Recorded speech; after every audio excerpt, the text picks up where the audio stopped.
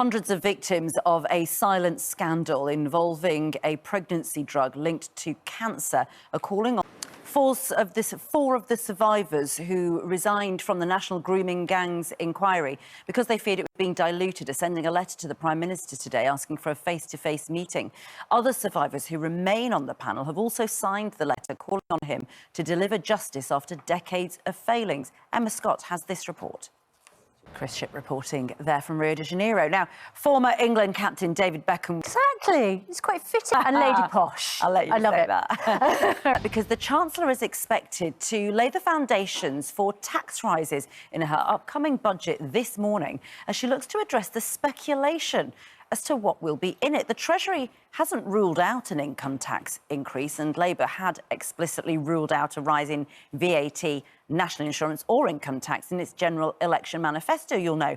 Let's get more on... We'll have more on DES after the 7 o'clock news with ITV News social affairs correspondent Sarah Corker and Michelle Taylor, who had fertility issues due to her mother being given the drug. Now, this morning, thousands of rail passengers could face a second day of rail cancellations and major disruption after a train derailed near Cumbria. National Rail warn it could take several days to move the train and assess the damage to the tracks. The train is blocking part of the West Coast main line. And Juliet Dunlop, and we'll be hearing more from Ellie and Fiona here on the programme after 8 o'clock. Now, to royal matters, Prince William will deliver a keynote speech today at the United for Wildlife Summit as he continues his trip to Brazil. He was welcomed to the country yesterday by receiving the keys to the city and visiting Sugarloaf Mountain.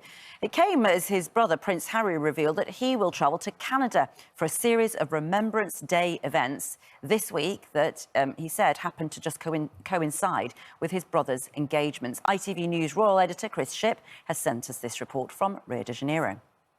To you. So the Prime Minister, it seems, has warned Labour MPs last night that things are worse than feared, and the Chancellor herself will be making some comments this morning.